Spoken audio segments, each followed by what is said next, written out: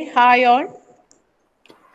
Today, the IQAC, Mahaguru Institute of Technology and Department of Electronics and Communication Engineering is organizing a webinar on VLSI system design. So, welcome you all to the webinar with utmost pleasure. Firstly, I would like to welcome our chief guest and our resource personality, Mr. Jaydev VN, who is currently working as technical manager in Altran, Bangalore. So he's an industrial veteran with 16 years of VLSI design experience in companies like Intel Technologies, Analog Devices, IBM, ARM, etc. So on behalf of our college and Department of ECE, I welcome you, sir. Okay, thank you, Samita. Uh, So now I would like to welcome our principal, Dr. Manju J, our head of department, Mr. Radish Kumar S, and all faculty members, my dear students, and all who wish to participate this webinar. Welcome you all. So let's start the session. I hand over the session to our chief guest, Mr. Jaydev. Welcome, sir. okay, yeah, thank you, Samita. Uh, Thank you all. So, good morning, all. Hope you can see my screen. Are you able to see the presentation? Yes, sir. Okay, yeah.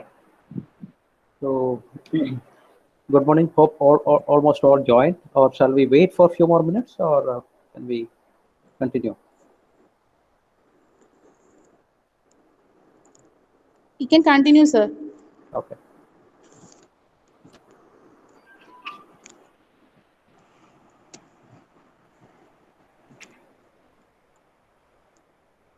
Okay. So, yeah. Good morning. My name is Jaydev. As Samita introduced, I'm currently working in Altran Technologies as technical manager. I'm in this field for almost 16 plus years. Okay, so I think before we start, I would like to know uh, how many of you are from the BTech, or how many of you are having the BTech or knowledge about VLSI domain. At least 50% or more than that.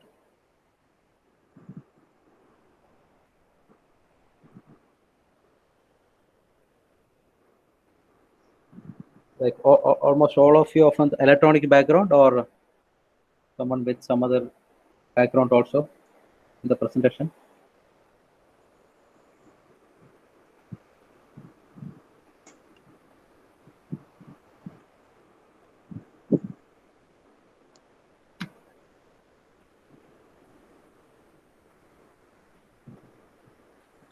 Sir. So Samita, so Yes, sir. Majority are AC students, sir. okay, fine, okay, okay. So fine, let's start. So basically, the objective of this presentation is to give an overview about the VLSI system, okay, about the basics of VLSI, what it is. Okay, when we say VLSI, what all roles are uh, involved in it. Okay, so okay, fine. So before we get into the VLSI details of VLSI, let us see the general technology evolution. Um, we talk about uh, general technology. When we say technologies, let us talk from the computer point. So hope you all know, like some years back, uh, when we want to uh, use a computer or buy a computer, you need to have a separate space allocated for a computer, okay, or at least a table, and you need to have separate wiring, or separate space allotted for a computer. It was so big, right? You need to have a CPU, big CPU, and a monitor, and all those things, UPS and all the stuff. right? It was a big what's that? There are a lot of area to be allocated for a computer, right? So the evolution of computers also, like you all know, like what was the speed of the first computer, like Pentium series and all. Later on, it has improved a lot. There are a lot of new technology came up, right? And so what happens when you look at 20 years back? We need to, when we want to work on a computer, you need to have a separate space. There are a lot of area allocated for it. But later on, uh, it has reduced. The area reduced, the size of the computer reduced, size of CPU reduced, right? And the evolution of laptops has come. When we see earlier, when in case of a computer, we need to go to a particular area and work. But later on, it become like we can carry the work. You can carry the laptop with you, right? You can work from anywhere. You can carry it while traveling or anywhere. You can carry it. You can work from bed or anywhere, right? So basically, what has happened is the size of the computer has reduced, plus the mobility has increased. Okay, so the evolution of laptop was very significant, and later on, after a few years, you can see the evolution of mobile phones, smartphones. See, now like you can do everything using a smartphone. Like almost everything what can be done in a computer can be done in a smartphone, right? To like sending mails or doing presentation or booking tickets or buying groceries, everything is possible on a mobile now. Okay, so later, now you can see like there are many other technologies like IoT, wearables. All right, I hope you know what is IoT, right? So IoT means like it's again miniaturization, right? You can, with the help of sensors and all, we can do every functions of a computer from a sensor, right? You can control home automations and all, right? So basically, what is happening when you look at the complete evolution from computer to IoT or wearables or mobile, we can see that basically the connectivity is improved, plus miniaturization happened, and the portability has increased. Okay, right. So when I say miniaturization means, you just imagine the size of a computer at around 20-25 years back, and plus the size of your mobile. Okay, so size has reduced drastically and the speed has improved drastically. Okay.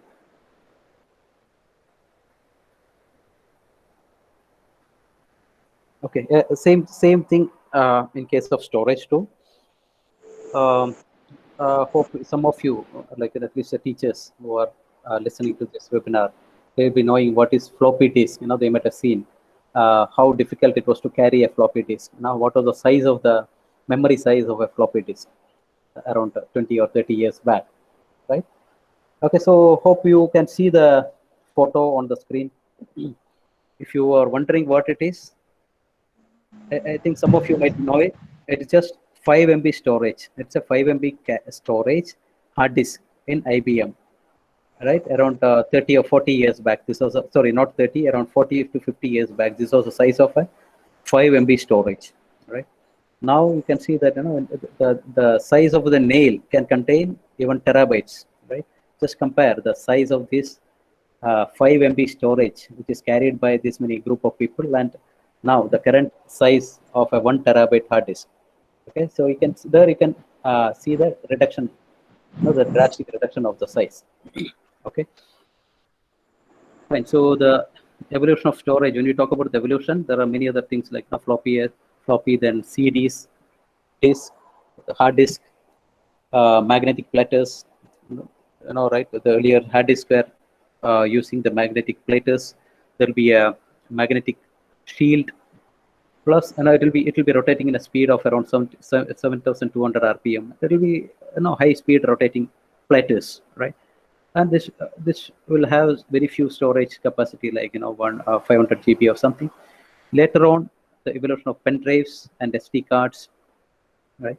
Now the solid state drives, the drives, the drives which can carry even up to so many terabytes, and there is no magnetic platters in the drives now. Okay, so here you can see the difference. Earlier we were depending on the magnetics for storage, right, in floppy or in CD or hard disk.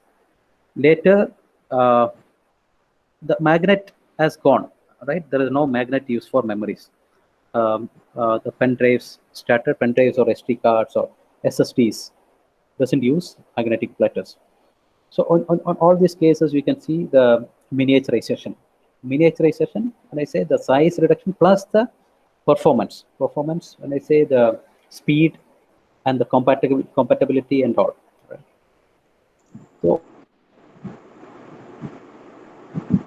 so now just imagine how, or you can just think of it how the miniaturization achieved. Okay.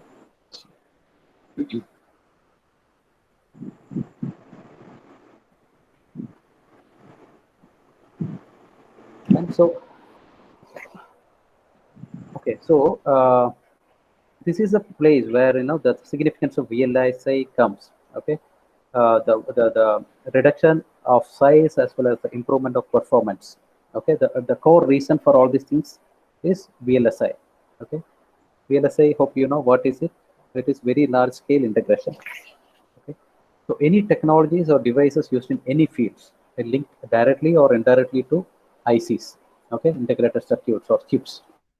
Okay, let it be. When I say any technology, it's not only computer or mobile or something. It can be anything in any domain. Let it be automobile, let it be home automation or defense or anything. Okay, so any technology advancement is powered by integrated chips. Okay, so the latest technology developments in VLSI domain plays a significant roles in miniaturization of electronic devices.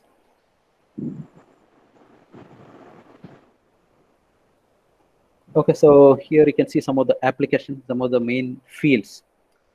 The first one, it's very common, you all know it, computers, processors, and memories. Second one is mobile phone, TV, audio devices, etc., and network devices. Home appliances can be anything like your washing machine or AC or anything, or home automations or IoT. Uh, you all know the Alexa, the Amazon Alexa can control your the fan speed or the brightness of the bulb, right? So all these things are possible by implementation of uh, VLSI or the technology. Okay, in healthcare, even surgeries are done remotely, right? The people who are sitting in US can perform a surgery in India with the help of technology. Okay. Automobiles, that is another biggest field where you can see a lot of developments of technology or VLSI systems, aviation and defense.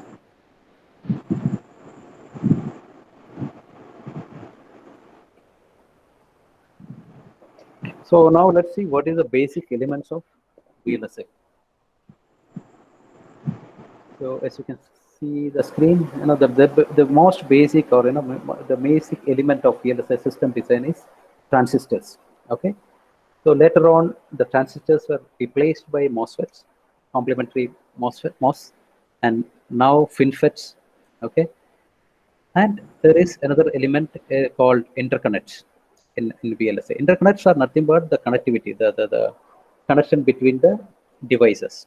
Okay, and the main factor is RLC. RLC is resistor, inductor, and capacitance. So when we see these factors, transistors, interconnect, and RLC, this is the basic elements of VLSI system design. Okay.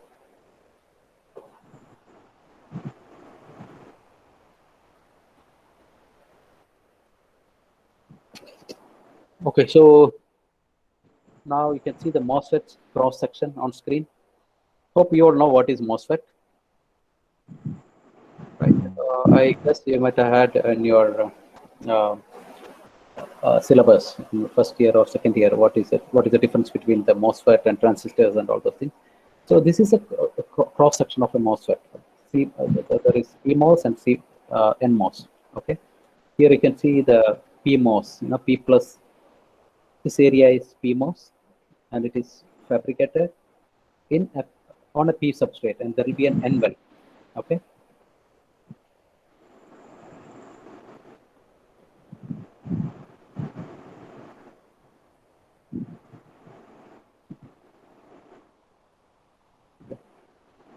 So before we get into the details, let us uh, watch a video.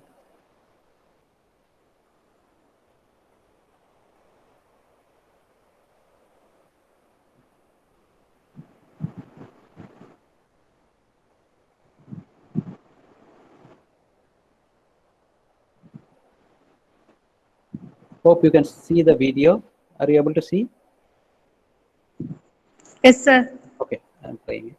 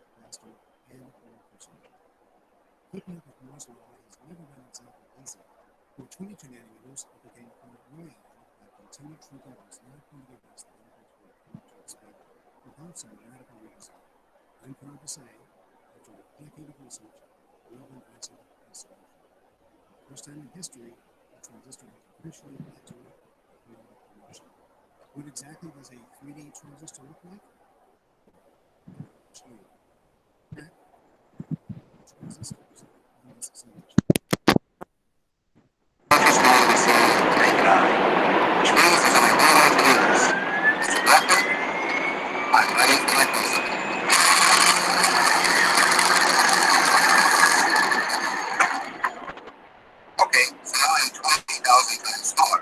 And just to give you some point of reference, this huge object off to my right, that's the chip I just dropped.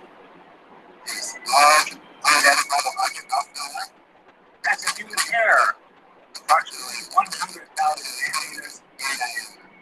Believe it or not, I'm still far too large compared to a 22 nanometer transistor to give you a meaningful demonstration. So, here we go again.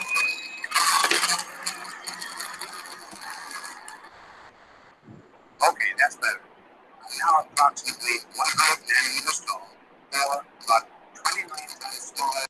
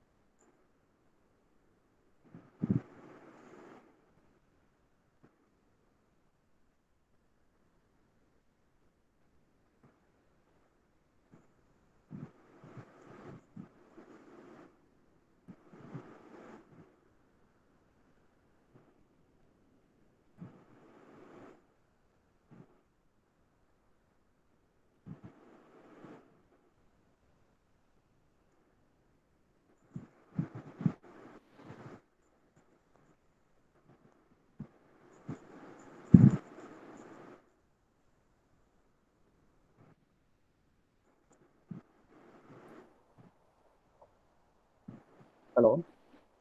Uh, Yes, sir.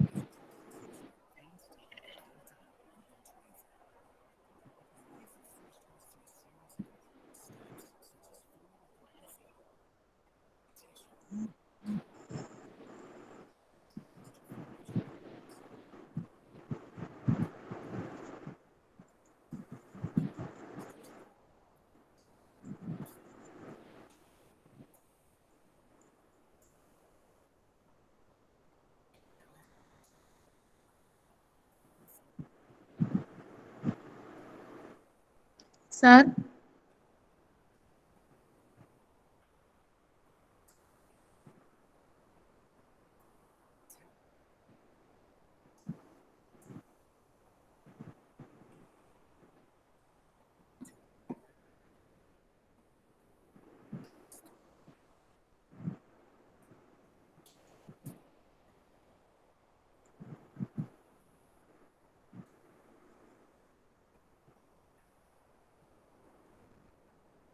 Hello. yes, sir. Yeah, are you able to see the screen, or there are some disconnections? The PPT is not displaying, sir, now. PPT is not visible. What about the video? The video is not showing, sir. Okay. 1 minute.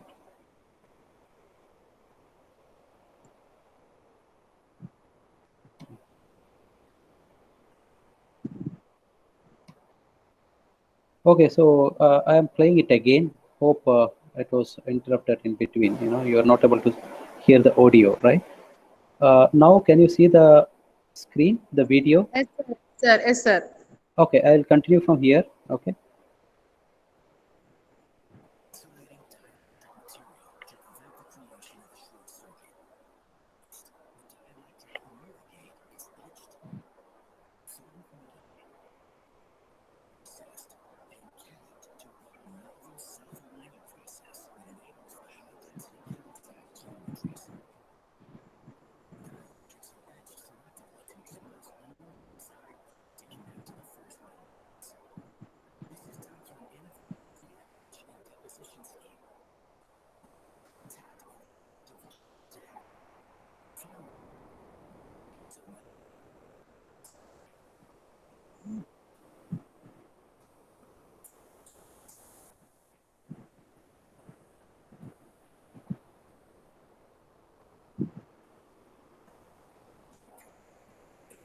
Feature of advanced computing architecture.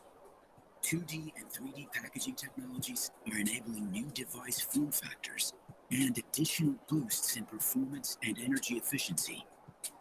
Testing of the final product ensures that every chip exceeds our performance and quality standards. In addition to adding more performance and features with each new processor generation, Intel's integrated design and manufacturing capabilities have enabled humanity to innovate game-changing technologies that impact nearly every facet of modern life. Intel keeps powering the world. At the same time, we're powered by you, the makers, the dreamers, the doers, the people who share in our history of making the world smarter, faster, and more connected.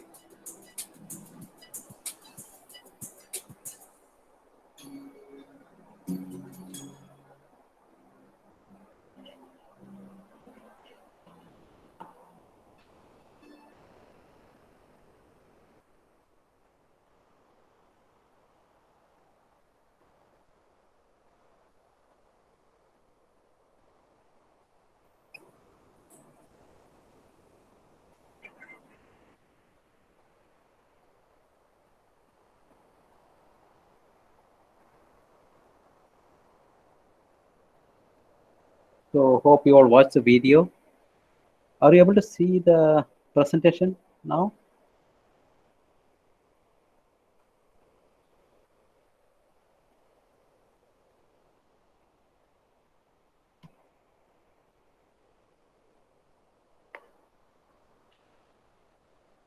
Hello, Samita.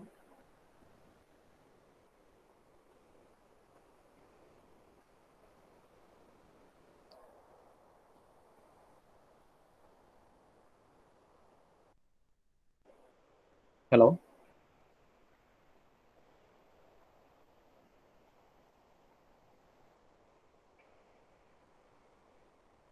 Hello.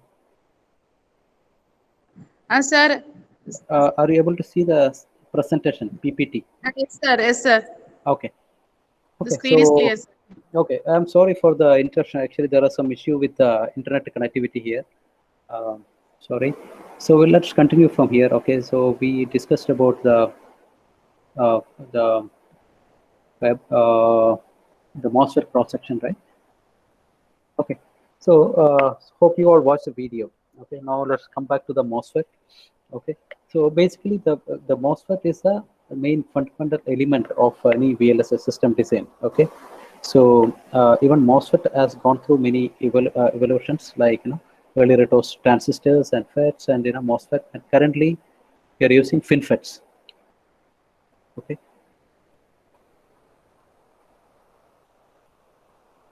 Right now, let us see the what is layout. What is the difference between circuit and a layout?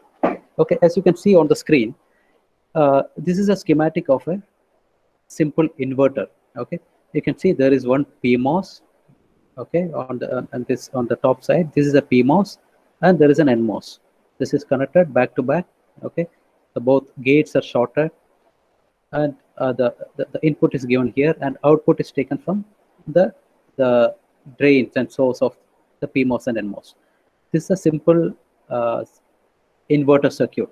Okay, now let's see how the layout of an inverter looks like. As you can see on the right side of screen, the blue color one, this is the power lines. Okay, this is how a layout looks like. Layout of an inverter looks like. Okay, this area is known as diffusion. This is PMOSs and this is NMOS. Okay, so can you just compare this schematic as well as layout? Okay, as you can see, this area, the PMOS, when it comes to layout, it becomes like this. Okay, uh, as you know, the PMOS has three knobs: gates, source, and drain. Okay, the same thing when it is represented on a layout. Uh, what you see on red color, this is a gate. Okay, here the area where I am keeping the mouse, this is a gate area. Okay, this is a gate area or gate length. Okay, and similarly for NMOS, this is a gate area. Okay, so basically what I want you to understand is the formation of layout from circuit. Okay, this is a circuit, and when it becomes layout, it becomes like this. So basically the role of a VLSI layout designer is to create layout from the circuit. Okay, suppose this is a circuit and we need to the layout guys are supposed to create a layouts for the respective circuits.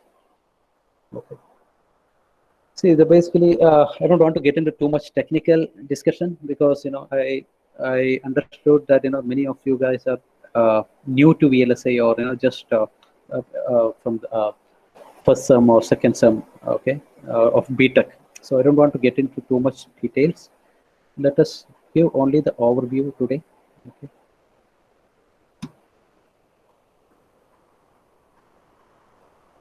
Fine. So as I talk about the evolution of storage, the same thing is applicable here in case of VLSI overall.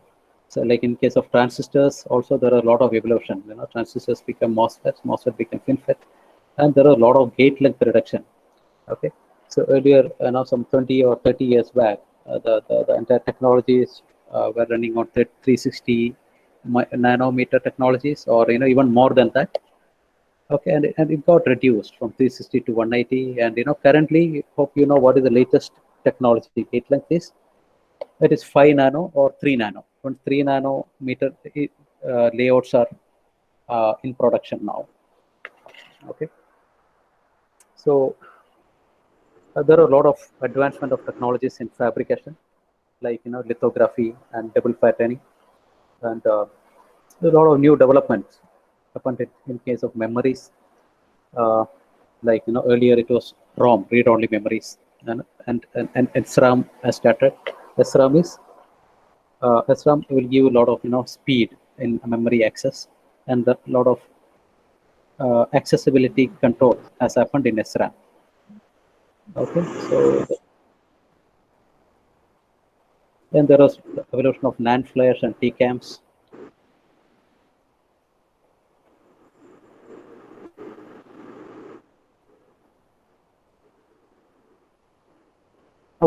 So now let us get an idea about the fabrication, VLSI fabrication process. I hope you watched the video. On the video, you could have seen that how the silicon is getting converted to a layout or an IC. Okay.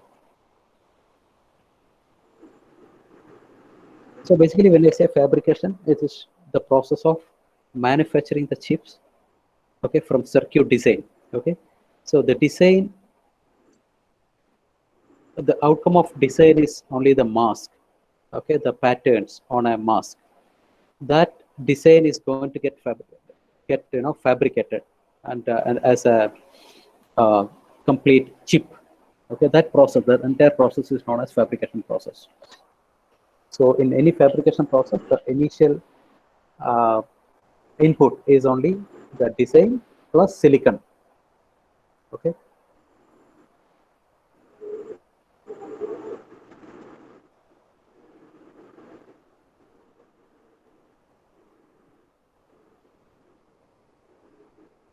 Just to give you the basics of fabrication, I'll present another fabrication steps.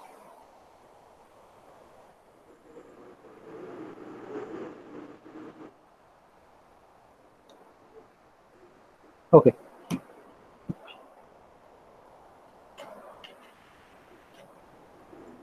So basically, the process starting with a piece of silicon and a mask. Okay. There are many steps process involved in CMOS manufacturing. Okay. So here you can see the inverter circuit as I already shown earlier. The same thing will become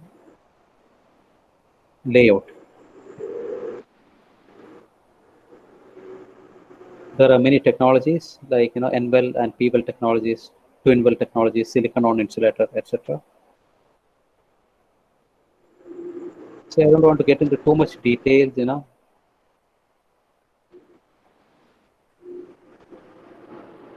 Okay, so you can see this is a mask. This is a mask set of an inverter. Uh, okay, this area, this is the diffusion area where the devices like P devices and N devices are formed, and this is a gate area. Okay.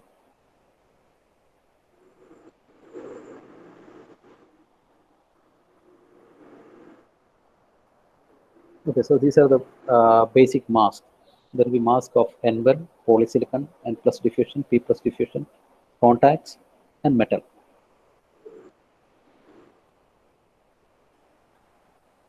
And fabrication involves a lot of steps. There are many complicated steps which is done by foundries. The basic step, the first step is known as oxidation. Oxidation is nothing but the growing of silicon dioxide on top of silicon wafer. Okay. So, maybe you can just have a look at all these slides. This is all about the fabrication steps. Lithography. Uh, Lithography is a process of transferring the patterns on the mask to a silicon. Okay. So for this, we need to use photoresist and UV lights through N-well mask. And there is another main process called etching. Etching is it's basically a chemical process. Etching involves a lot of chemical processes.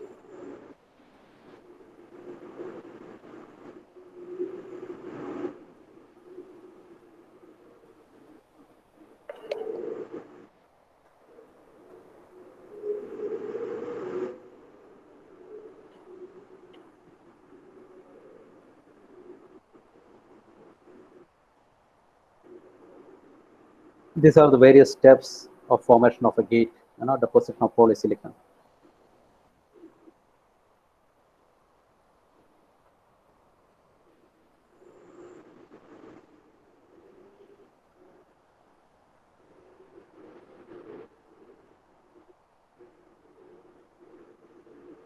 as you can see here, the device is getting formed by uh, all these steps. Here the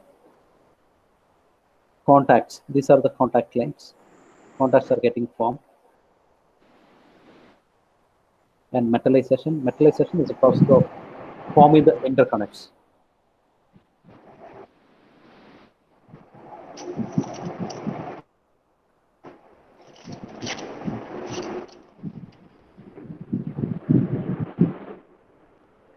So if you conclude the process of fabrication, it involves basically lithography, ion implantation, diffusion, oxidation, photoresist formation, etching, metallization, and sputtering.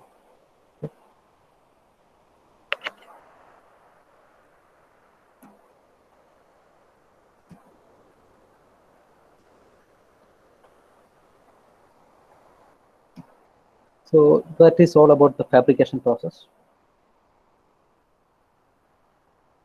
Maybe to explain more about the lithography, you can see the screen here. There will be a light source, okay, and the film, the mask, what we developed out of the design is here. Okay, the light is getting reflected, and there will be a selective exposure.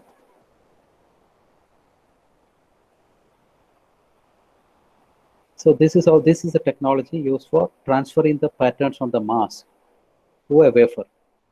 Okay.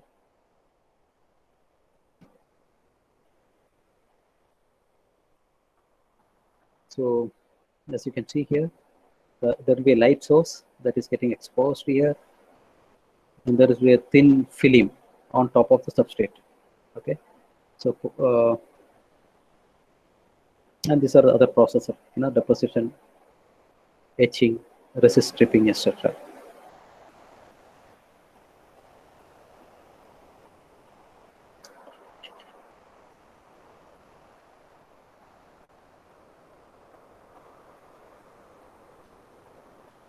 Okay, so let us watch another video which will give you more clarity about the processes.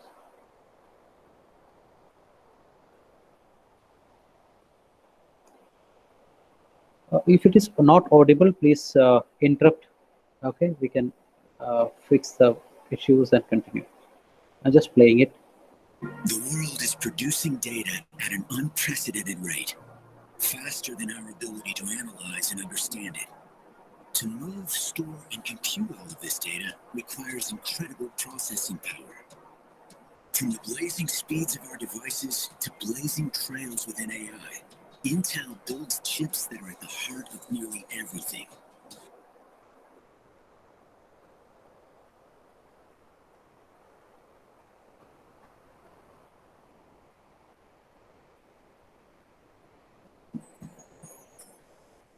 Hello, Samita, is it audible?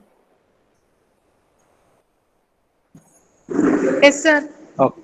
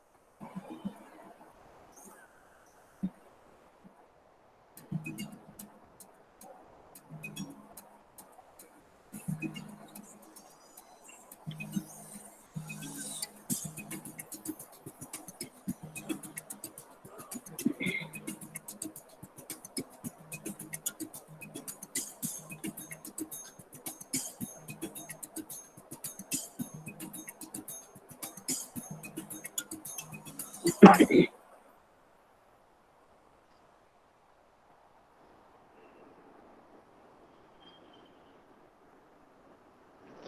grammar and spelling are important, but if you want to write essays that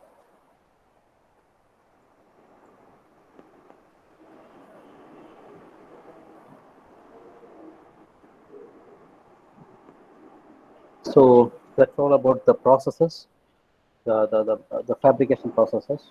Okay. So now let us see the details of the layout, the various types of layout. Okay, basically in VLSI there are five types of layout. The first one is analog. Okay, and the second one memory, and there is custom and digital layouts. Okay, standard cell layouts and IO design. Okay, so when we say analog, it is always dealing with the analog devices or the analog circuits like ADC, audio ICs, etc.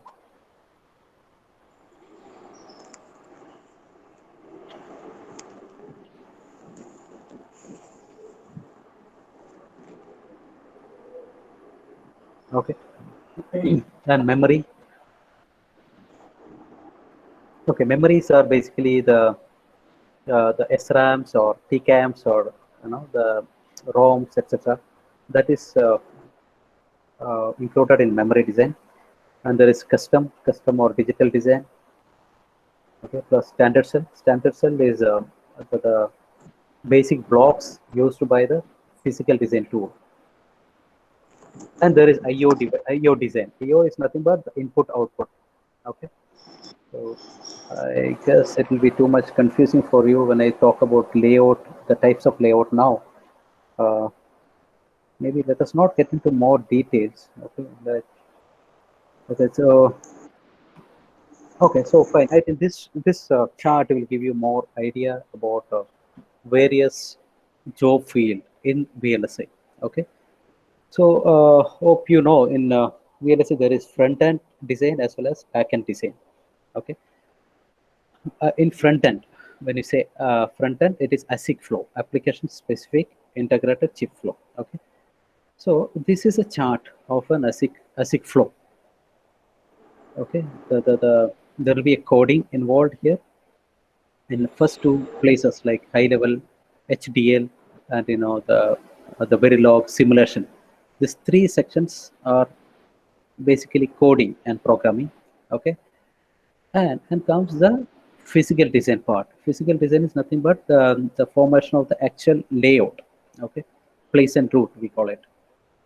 Okay, these are the so basically what I'm trying to tell you is these are the basic steps in IC design. Okay, and various jobs involved here is look the first one is VHDL Verilog engineers, RTL designers, RTL verification, PD that is physical design engineer and verification engineers, package designers, and fab staffs. Okay, so in one of this flow there is many steps, and this many job roles are possible. Okay, there are this many job titles for ASIC flow. Okay, so to stages like VHDL and RTL designers are done by the programmers. So people who are interested in coding or programming may try to get into these jobs, VHDL or RTL design jobs. Okay, people who want to be in the core design, okay, not in programming, prefer to be here. The RTL, sorry, the physical design or verification or package designers, etc. Okay. Okay. Now let us see the another flow called custom design flow. Okay. Here we start with the idea of the product. Okay. Architecture definitions and system design, functional designs, etc. Then comes the circuit design, then layout, then prototype testing, and finally the mass production market. Okay, So this is a basic custom flow. We call it custom flow. Okay. So in this flow, okay, there are so many job roles, job titles. Okay. The first two boxes is the marketing or sorry, the architecture definition is done by system designers. Okay. Then comes the circuit design and simulation. Here it is done by circuit designers. Okay. Uh, Basically, circuit design, what they do, they get the functional level uh, input of a system and they are converting the function to circuit. Okay, that is the role of a circuit designer. Then it goes to layout designers. Layout designers work on the layout and they make the design. Okay, once layout is done, next comes the testing. There are a lot of verification needed. I'll explain you the different checks to be done on a layout. Sorry, on a design. Okay. Okay. So after this, after this stage, after the layout design and verification stage, then it goes to fab or foundries. Okay. So a designer's role end here. Okay. After this stage, it goes to fabrication. Okay. So generally fabrication is not done in India. Fabs, all the main foundries or fab plants are out of India. Okay. So the fabrication steps, what you've seen some time back, that is not done from India. That is always done from the fabs or foundries. Okay. So this is just to explain you different roles involved in VLSI design flow. So here you can see system designers, architects, circuit designers, layout designers, verification engineers, testers, package designers, and fab staffs. Okay, so the last one goes to foundry. It is not in India. Okay, it's a fabrication, means a mass production job. Okay, it will be always done out of India.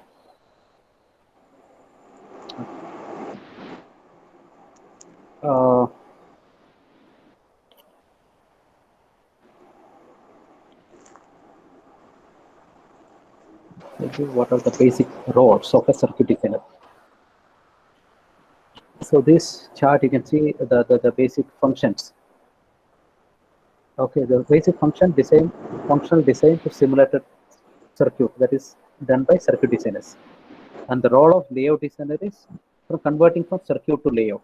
Okay, that is done by layout engineers. LE, I say LE, that is layout engineers. Okay, similarly in the PD, the physical design flow, there is netlist to layout conversion. Okay, that is done by physical design engineers. PD, we call it PD. Okay, and there is a stage called verification. In verification stage, it is done by a PV team. PV means physical verification engineers. Okay. So basically, their role is to clear many flows like DRC, LVS, ERC, etc. Okay. So these are the different job roles.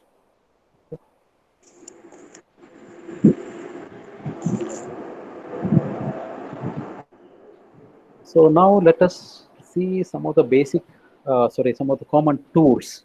Okay. The most common tool used in VLSI system design is Cadence.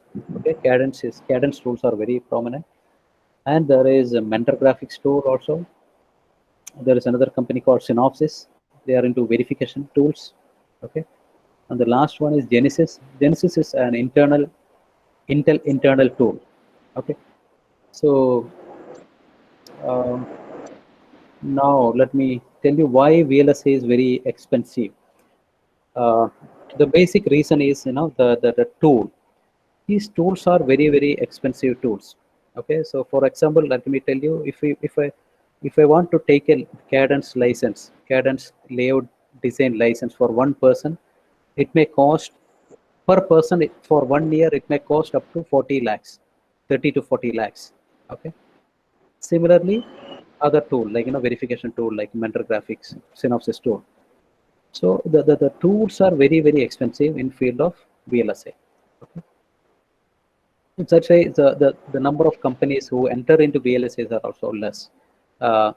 It's not easy for anybody to get into VLSI, just like software companies, right? The software company, you just need one computer, one or two computers, and just some 3 months course of software programming. That is enough.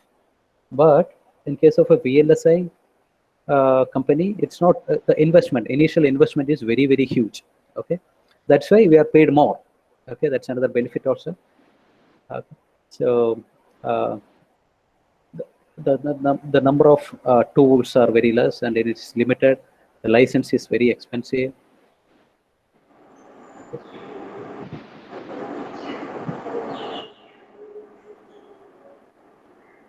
Okay, so now let's see what is a requirement to become a VLSI engineer. Okay, so basically we need to have the first and foremost thing, that is interest. Okay, that is very common in any field. First, you should have some interest on the field. Okay, so you should be interested in basic electronics, electronic design, and basic knowledge about electronic circuits. Third thing is knowledge about RLC. RLC is resistor, inductance, and capacitance. It's all basics. Okay. Plus, in case of layout engineer or a circuit designer or fab engineer, you need to have a lot of visualization. You need to understand, how a circuit is getting converted to layout. Okay, how does a circuit of inverter or anything looks like when in reality. Okay, so the difference is, when we see till now, whatever we saw here in your college or something, it's all circuit. Okay, you might have seen the diagram, like how a PMOS or a transistor is drawn, but in real life, okay, how that transistor is getting formed, okay, how that is becoming a device in real life.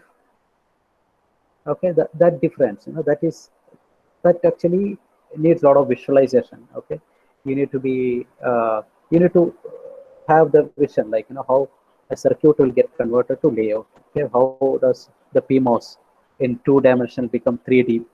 How does it look like? Okay. Okay, so this is very important. Then the last one is design tool expertise. Okay, to be a VLSI designer, you need to be an expert in the tool. That is, again, it can be trained. It's trainable. Experience can be trainable. But the only problem is, since the tools are expensive, you may not get tool training anywhere. No, it's very, very rare. You even even if you do some course or something, you won't get the real industry tool experience most of the time. Okay, so these are the basic requirements to become a VLSI engineer. First is interest, then the basic knowledge about circuits and knowledge about RLC, and a little bit of creativity, visualization, and the design tool expertise. Okay. Okay, just this slide is just to give you an example where all it is. Okay, in the field of automobile, uh, the applications of VLSI. Okay, so as you see, like everywhere, these are the, I don't know whether you're able to read it properly. In all these functions require a chip. Okay, see this airbag deployment or engine control, electronic power sharing, or anything you take it, you name it, wherever it is, there is a chip involved. See, earlier, olden days and all, an automobile was just a mechanical system. Okay, a car, it has only mechanical system. Okay, now, but later on, what has happened? Now it's all the pure mechanical things is getting controlled by microprocessors. For example, earlier the fuel pumps, it's purely a mechanical thing, but that is getting controlled now by chips. There is something called MPFI, multi-point fuel injection. Even the fuel injection to the engine is controlled by chips. So this is just to give you an example, like the applications of VLSI is increasing, or it is everywhere. Whatever field you see, uh, whatever technology you see, wherever it is, there is a chip involved. Okay, just to give you an example. Okay, now let's see the scope of VLSI. So So basically, you all know the semiconductor industry, or VLSI is the fastest growing industry. Okay, so there is always technology development. Always new products. There is always demand for it, right? Suppose you some 10 years back you used a mobile which the speed was very bad and there was not much storage. You can't even store one movie in your mobile some 10 years back. Now see the difference. In your you can have 500 GBs or GBs of memory on your mobile, right? So there is always demand. Okay, so because of the demand, it's always changing. There is always invention happening. A lot of new technologies are happening. Okay, new things. So or the growth is very high in the field of VLSI. Okay, it's not only in India, as it's like across the globe. Everywhere it is in high demand. Okay. Okay. Basically, there is, as I told in the earlier slide, there are front end and back end. Front end is more of programming. Okay, so a lot of coding and all the steps involved in front end, and back end is more about the core designing jobs. Okay, so so why VLSI is unique, or it is different. Okay, the main reason is it's always changing. There are a lot of challenges and high demand. Okay, suppose just to give an example, suppose you are a software engineer with 10-year experience, and you're working on a project. You can be easily replaced by another person, right? You will get, so software is a very vast field. There are billions of people working on software. Okay, suppose you are working on a project and you are 10-year experience, you can be replaced with any person from market. It's very easy, just a matter of time. Just 1 or 2 days enough to train the new guy, okay, on your project. But in VLSI, that is not the case. VLSI, it's very specialized skill. You need to have, the people will be more skilled. Okay, it's not easy to get replacement for people VLSI. So that's why it is highly valued. Okay, so basically there are jobs, I mean West VLSI jobs in India as well as out abroad, and there is high demand for VLSI engineers. Okay, the packages will be always high.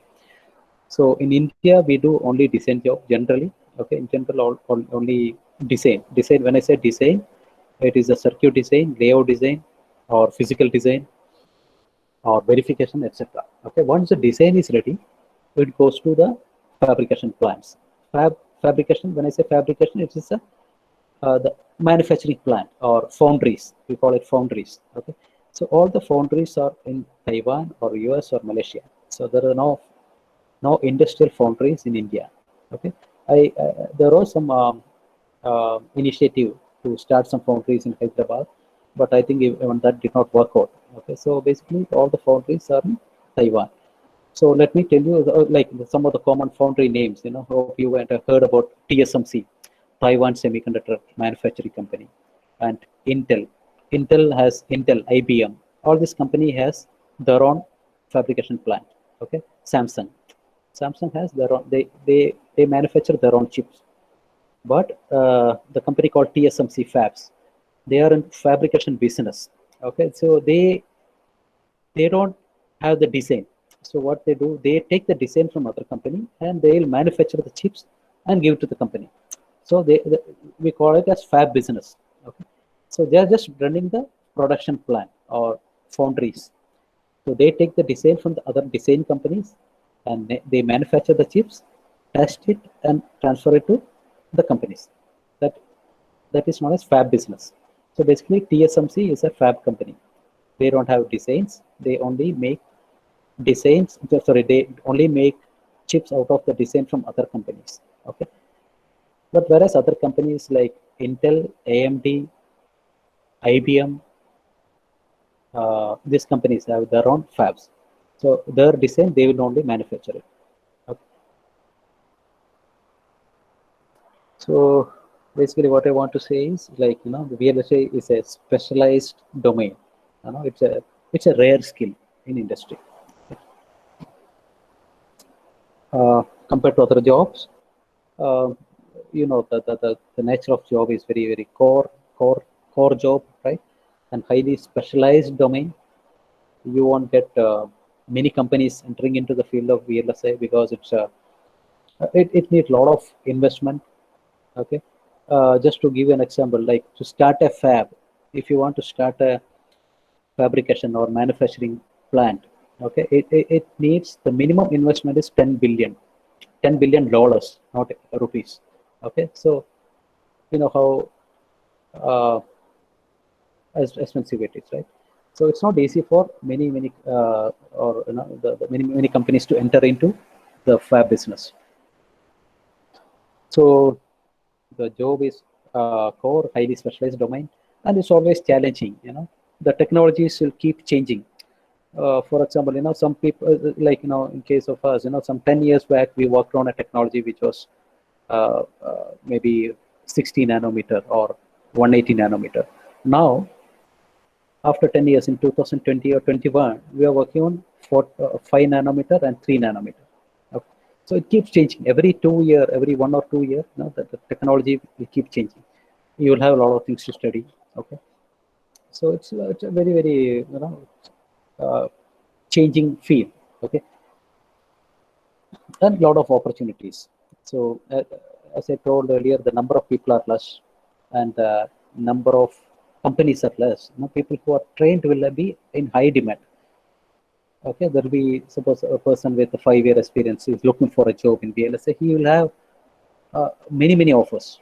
Okay, many offers inside. Like if you want to try inside India, he'll get many offers, and if you want to go out of India also, he'll have a lot of offers. Okay, it's highly valued.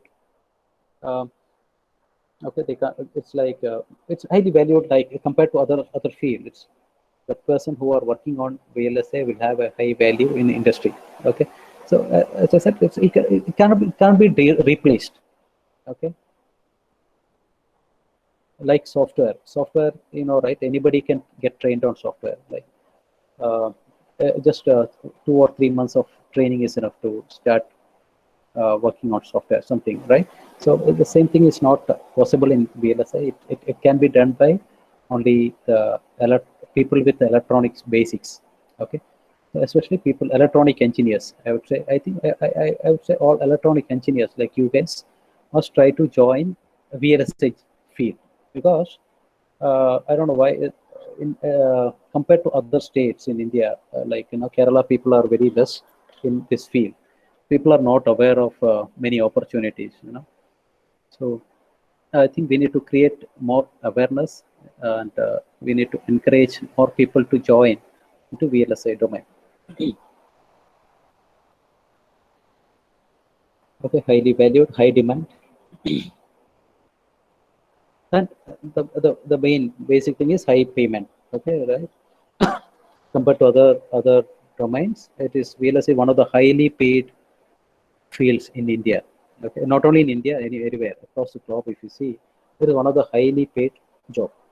Okay. I don't want to give the numbers of the salary and all, but it is very high. You can say like almost double, or maybe more than that. Just if you are a 10-year experience VLSA designer, okay, or if you just compare a 10-year experience software engineer and a VLSA designer, the VLSA designer may be getting double the salary of a software engineer. Okay, for example, if the software engineer is getting 20 lakhs per annum, the VLSA engineer may get 40 lakhs per annum. Okay? So it's always highly paid.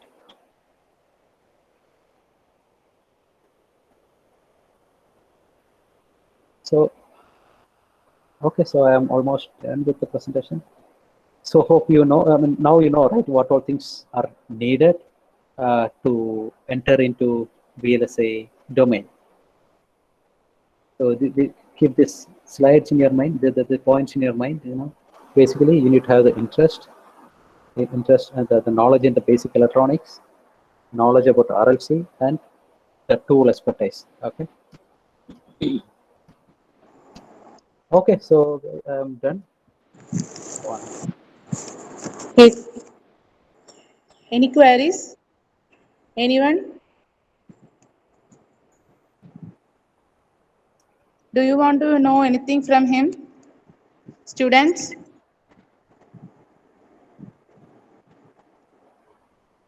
if anybody want to know any details, maybe you can contact me directly. Also, you have my email ID and contact number.